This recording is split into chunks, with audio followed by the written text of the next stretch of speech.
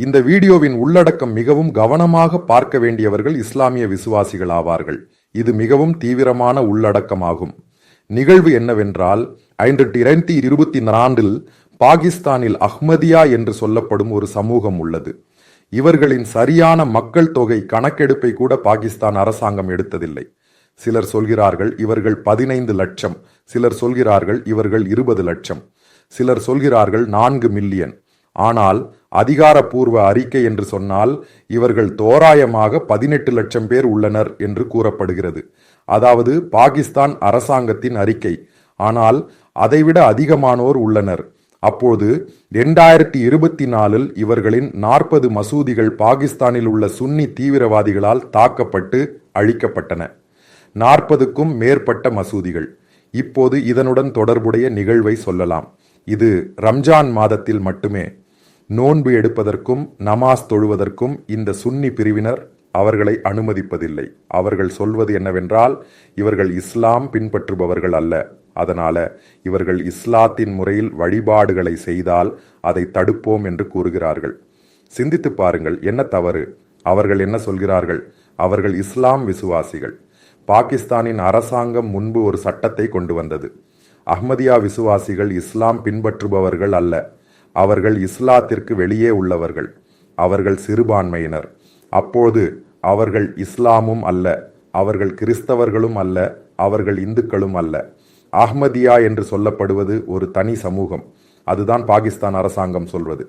அஹ்மதியா என்று சொல்லப்படும் பிரிவு இந்திய பஞ்சாப் பகுதியில அங்கு மிர்சா குலாம் அஹ்மத் 1835 இந்த அஹ்மதியா என்று சொல்லப்படும் சமூகத்தை உருவாக்கினார்.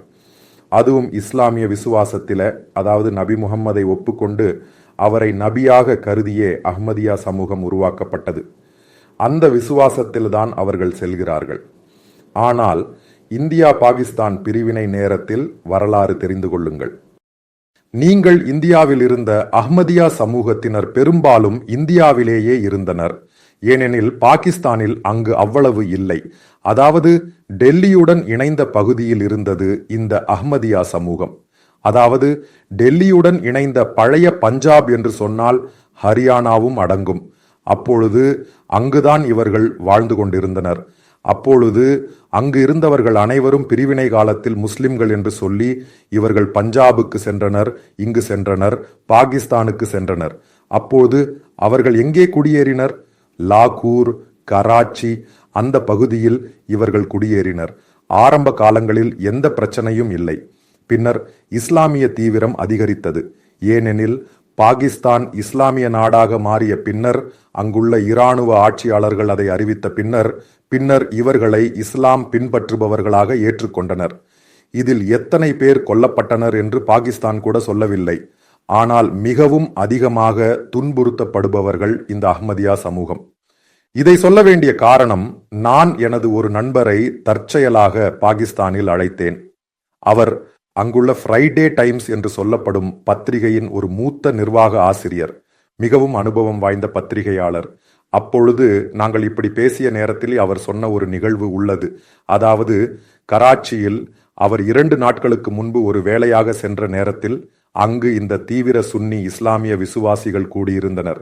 அப்பொழுது அவர்கள் அனைவரும் ஒன்று சேர்ந்து முடிவு எடுத்தனர். அதாவது அஹ்மதியா சமூகம் இந்த முறை பெருநாள் கொண்டாட அனுமதிக்க கூடாது. சிந்தித்து பாருங்கள், அவர்களுக்கு மசூதி அழிக்கப்படுகிறது, அவர்களை வீதியில் அமர அனுமதிப்பதில்லை. அவர்கள் எங்கே சென்று பிரார்த்தனை செய்வார்கள்? நீங்கள் இதன் ஒவ்வொரு தகவலையும் நீங்கள் கூகுளில் தேடினால் கிடைக்கும். எவ்வளவு கொடூரமாக இவர்களை கொல்கிறார்கள். அப்போது என்ன நிகழ்வு என்று சொல்வது? இவர்கள் 2-3 ஆண்டுகளுக்கு முன்பு இந்திய அரசாங்கத்திற்கு ஒரு கடிதம் அனுப்பினர்.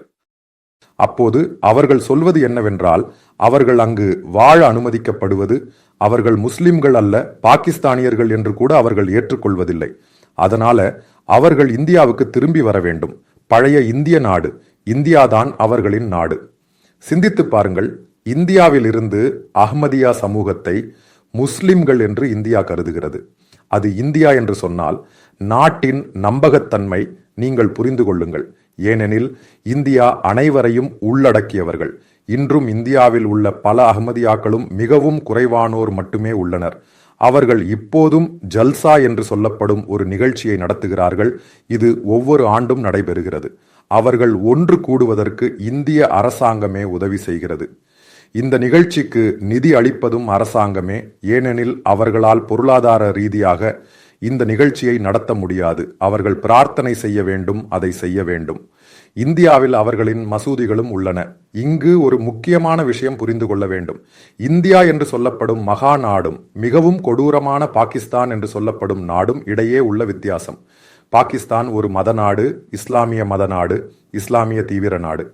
அவர்களிடையே கூட அஹ்மதியா சமூகத்திற்கு பெருநாள், நோன்பு, பிரார்த்தனை போன்ற மத சடங்குகளை கூட செய்ய அனுமதிப்பதில்லை. அந்த நேரத்தில் இங்குள்ள ஒரு பிரிவு உணவகங்கள் அனைத்தும் மூடப்பட்டு மற்றவர்களை துன்புறுத்துகின்றன. உலகில் பல இடங்களில் இது போன்ற நிகழ்வுகள் நடக்கின்றன. இதற்கு பதில் யார் தர வேண்டும்? அறிவுள்ள நீங்களே கருத்து தெரிவிக்க வேண்டும். இதை படித்து புரிந்து கொண்ட பின்னர் ஏன் இது நடக்கிறது என்று புரிந்து கொள்ள வேண்டும். ஏன் அவர்கள் இஸ்லாமிய விசுவாசிகள் அல்ல என்று சொல்கிறார்கள்? அவர்களால் பிரார்த்தனை செய்ய முடியுமா? அவர்களால் நோன்பு எடுக்க முடியுமா? அவர்களின் மசூதிகள் ஏன் நீங்கள் அழிக்கிறீர்கள்? நீங்களே இங்கு மற்ற மதத்தினரை நட்புடன் மதச்சார்பற்ற முறையில் நடத்துகிறீர்களா? அதனால் தான் நான் சொல்கிறேன், எனக்கு தீவிர மத விசுவாசிகளிடம் 1% கூட நம்பிக்கை இல்லை. ஒவ்வொரு நாளும் அவர்களின் ஆதாரங்கள் வெளியே வருகின்றன. மத தீவிரம் தலையில் ஏறினால் அது மிகப்பெரிய பிரச்சனை. நீங்கள் எங்கே மதச்சார்பற்றவர்களாகிறீர்கள்? மற்றவர்கள் அனைவரும் காஃபிர்கள் என்ற எண்ணத்தை மாற்றாமல் எப்படி மதச்சார்பற்றவர்களாகிறீர்கள்? நீங்கள் எப்படி நவீன யுகத்திற்கு சிந்திக்க முடிகிறது? இந்த பழைய முறையிலான முடிவுகளும் மத தீவிரமும் தலையில் வைத்து சாதாரண மனிதனை கூட உள்ளடக்க முடியாதவர்களாக மத தீவிரவாதிகள் மாறியுள்ளனர். அதுதான் இப்போது இங்கேயும் காண முடிகிறது. அதனால்தான் இவ்வளவு அதிகமாக இந்தியாவுக்கு எதிராகவும் தீவிரவாதத்திற்கு ஆதரவாகவும் ஹமாஸுக்கு ஆதரவாகவும் நீங்கள் சிந்திக்க முடிகிறது. உங்களில் குறிப்பிடத்தக்க தவறுகள் உள்ளன. அதை நீங்கள் திருத்தாமல் எந்த காரணத்திற்காகவும் நீங்கள் முன்னேற முடியாது. நான் இதை அடிக்கோடிட்டு சொல்கிறேன். பாகிஸ்தான் என்றால் உலகில் இங்கு நடக்கும் ஒவ்வொரு நிகழ்வையும் சுட்டிக்காட்டும் போது உண்மையை சொன்னால் நீங்கள் அதை புரிந்து கொள்வீர்கள். நீங்கள் தூண்டப்படுகிறீர்கள் என்றால் நீங்கள் புரிந்து கொள்வீர்கள். நீங்கள் இதை காட்டுவது தவறு. இந்த தவறின் தோற்றம் எங்கிருந்து? இதன் தோற்றம் எங்கிருந்து? யார் இதற்கு பொறுப்பு? இதற்கு தீர்வு என்ன? அந்த தீர்வு இல்லை என்றால் உலகம் முழுவதும் உங்களை முழுமையாக நிராகரிக்கும். அதுதான் உலகில் ஒவ்வொரு நாளும் நடந்து கொண்டிருக்கிறது.